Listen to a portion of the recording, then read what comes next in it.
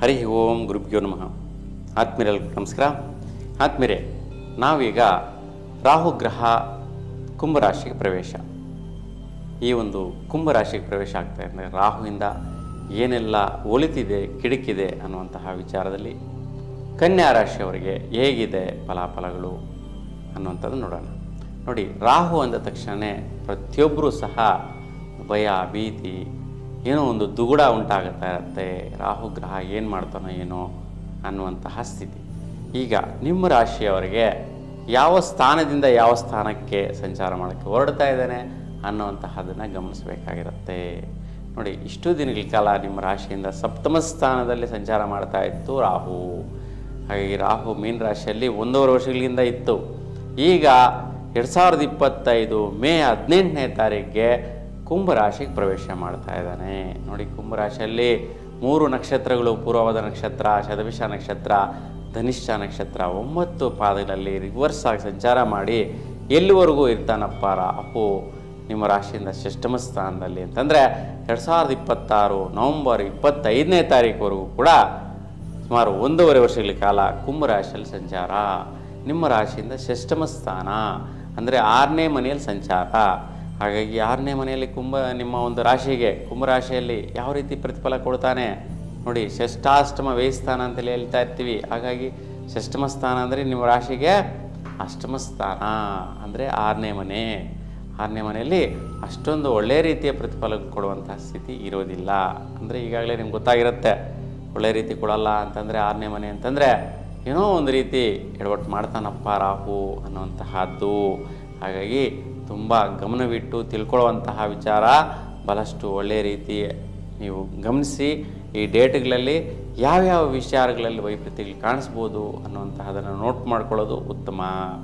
ಹಾಗೆ ನೋಡಿ, 2025 ಮೇ 18ನೇ ತಾರೀಕಿಂದ 2025 ಡಿಸೆಂಬರ್ 3ನೇ ತಾರೀಕುವರೆಗೂ ಪೂರ್ವಭಾದ್ರ ನಕ್ಷತ್ರ 3ನೇ ಪಾದ, 2ನೇ ಪಾದ, 1ನೇ ಪಾದ, ಈ 3 ಪಾದಗಳಲ್ಲಿ ಸಂಚಾರ ಈ ಒಂದು ರಾಹು ಸಂಚಾರ.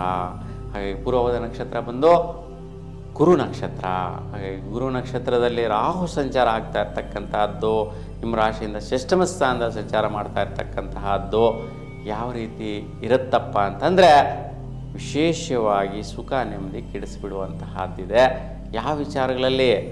ದಾಂಪತ್ಯ ಸೌಖ್ಯ ವಿಚಾರದಲ್ಲಿ, ಮತ್ತು ನಿಮ್ಮ ಕುಟುಂಬ ವಿಚಾರಗಳಲ್ಲಿ, ನಿಮ್ಮ ಮನೆಯ ಸ್ವಸ್ಥಾನ ಅಭಿವೃದ್ಧಿ ಡೆವಲಪ್ಮೆಂಟ್ ವಿಚಾರಗಳಲ್ಲಿ, ಮತ್ತು ಇನ್ನೊಂದು ವಿಚಾರ ಏನಪ್ಪ ಅಂತಂದರೆ ವೃತ್ತಿ ವಿಚಾರ. ಕೆಲಸ ಮಾಡ್ತಾ ಇರ್ತಕ್ಕಂಥ ಜಾಗ ಆಗಿರ್ಬೋದು, ವೃತ್ತಿ ಮಾಡ್ತಾ ಇರ್ತಕ್ಕಂಥ ಸ್ಥಳ ಆಗಿರ್ಬೋದು, ಬಿಸ್ನೆಸ್ ಮಾಡ್ತಾ ಇರ್ತಕ್ಕಂತಹ ಒಂದು ವ್ಯವಹಾರ ಸ್ಥಾನ ಆಗಿರ್ಬೋದು.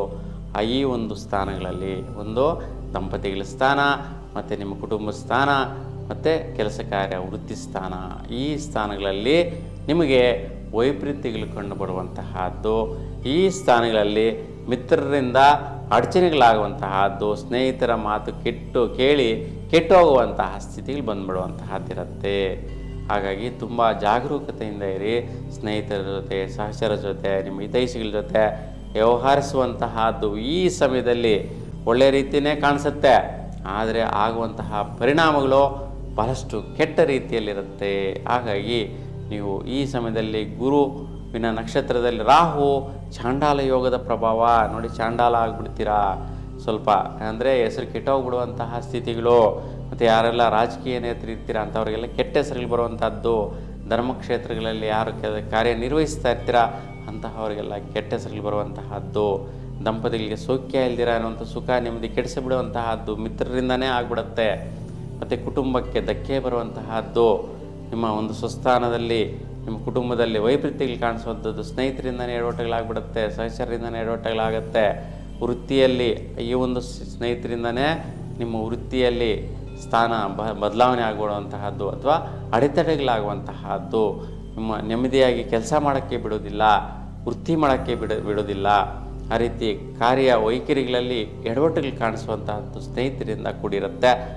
ಈ ಒಂದು ವೈಪರೀತ್ಯಗಳಿಂದ ಕೂಡಿರುತ್ತೆ, ರಿವರ್ಸ್ ಆಗುವ ಸಾಧ್ಯತೆಗಳಿರುತ್ತೆ.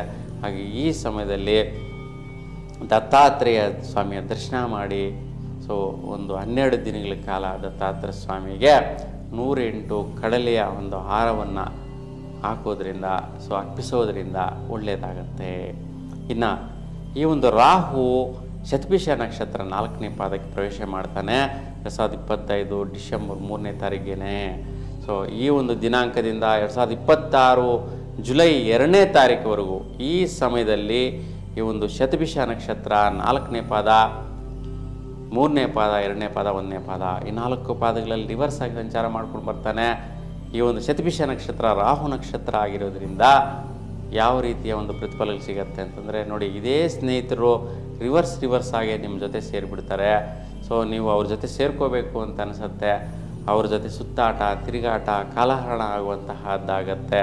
ಹಾಗಾಗಿ ಅವರಿಂದ ಬಹಳಷ್ಟು ಕೆಟ್ಟ ಚಟಗಳಿಗೆ, ದುಷ್ಟ ಚಟಗಳಿಗೆ ನೀವು ಮನಸ್ಸು ಕೊಡುವಂತಹದ್ದು, ನೀವು ಅವರ ಜೊತೆ ಸೇರಿಕೊಂಡು ಮಾಡುವಂಥ ವ್ಯವಹಾರಗಳೆಲ್ಲವೂ ಕೂಡ ರಿವರ್ಸ್ ಆಗಿರುತ್ತೆ.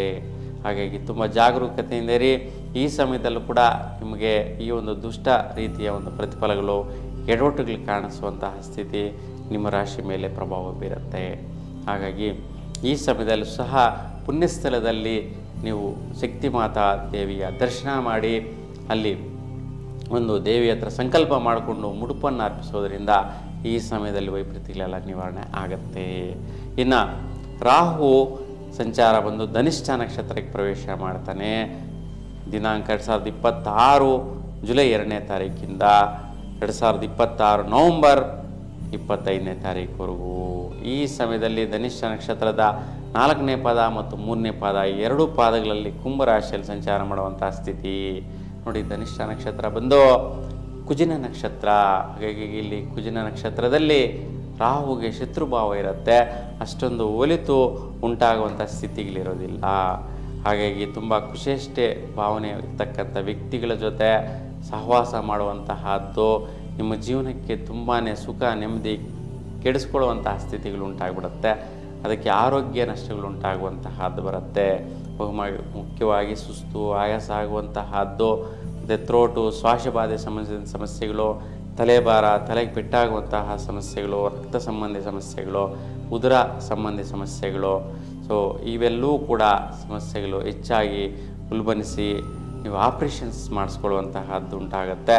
ಮತ್ತು ವಿದ್ಯಾರ್ಥಿಗಳು ಕೂಡ ಗಮನಿಸಬೇಕು. ಈ ಸಮಯದಲ್ಲಿ ವಿದ್ಯಾಭ್ಯಾಸದಲ್ಲಿರ್ತಕ್ಕಂಥ ಸ್ನೇಹಿತರಿಂದ ಕೂಡ ಎಡವಟ್ಟುಗಳು ಕಾಣಿಸ್ಕೊಳ್ಳುವಂಥ ಸ್ಥಿತಿ, ಮತ್ತು ದಂಪತಿಗಳಿಗೂ ಕೂಡ ಈ ಒಂದು ಸಮಯದಲ್ಲಿ ಈ ಒಂದು ಸಮಸ್ಯೆಗಳು ಉಂಟಾಗುವಂಥದ್ದು, ಆರೋಗ್ಯ ಸಮಸ್ಯೆಗಳು, ಜಾಗೃತಿಯನ್ನು ಪಾಲಿಸುವಂತಹದ್ದು ನೋಡಿ. ಒಂದು ಕುಜಿನ ನಕ್ಷತ್ರ ಧನಿಷ್ಠ ನಕ್ಷತ್ರದಲ್ಲಿ ಸಂಚರಿಸುವಂಥ ಈ ಸಮಯದಲ್ಲಿ ಬಹು ಮುಖ್ಯವಾಗಿ ನೀವು ನಿಮ್ಮ ಮನೆಯ ದಕ್ಷಿಣ ಭಾಗದಲ್ಲಿ ಈ ಒಂದು ಕೂಷ್ಮಾಂಡ ದೀಪದಲ್ಲಿ 3 ರೀತಿ ಎಣ್ಣೆಯನ್ನು ಉತ್ತದ ಮಣ್ಣಿನ ಮೇಲೆ ಇಟ್ಟು ಒಂದು ಕೂಷ್ಮಾಂಡ ದೀಪದ ಅಖಂಡ ದೀಪವನ್ನು ಬೆಳಗಿಸೋದ್ರಿಂದ ಈ ಒಂದು ಕೆಟ್ಟು ಪ್ರಭಾವಗಳು ಅಂದರೆ ಕೆಡುಕು ಪ್ರಭಾವಗಳು, ದುಷ್ಟ ಪ್ರಭಾವಗಳು ರಿವರ್ಸ್ ಆಗುವಂತಹದ್ದು ನಿವಾರಣೆ ಆಗುತ್ತೆ. ಇಲ್ಲಾಂದರೆ ನಿಮಗೆ ದೃಷ್ಟಿದೋಷ ಆಗುತ್ತೆ, ಕೆಡುಕು ಪ್ರಭಾವ ಆಗುತ್ತೆ, ಕೆಟ್ಟ ರೀತಿಯ ಒಂದು ಕಲ್ಮಶವಾದಂತಹ ಒಂದು ವೈಪರೀತ್ಯಗಳು ಅಗೋಚರವಾಗಿ ಮನಸ್ಸಿಗೆ ಬರೋದಿಲ್ಲ.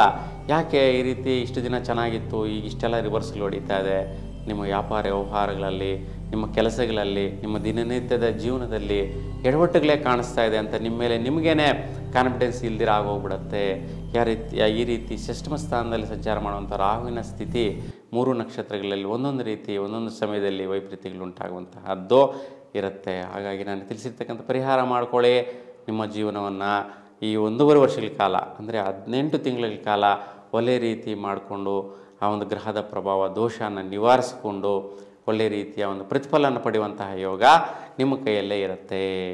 ಹಾಗಾಗಿ ಈ ಒಂದು ರಾಹು ಗ್ರಹಕ್ಕೆ ಆದಿದೇವತೆ ಅಂತ ಶಕ್ತಿಮಾತ ಅನುಗ್ರಹ ನಿಮ್ಮ ಮೇಲೆ ಸದಾಕಾಲ ಇರಲಿ ಅಂತ ದೇವಿಯನ್ನು ಪ್ರಾರ್ಥಿಸ್ತಾ ಎಲ್ಲರೂ ಕೂಡ ಶುಭವಾಗಲಿ. ನಮಸ್ಕಾರ.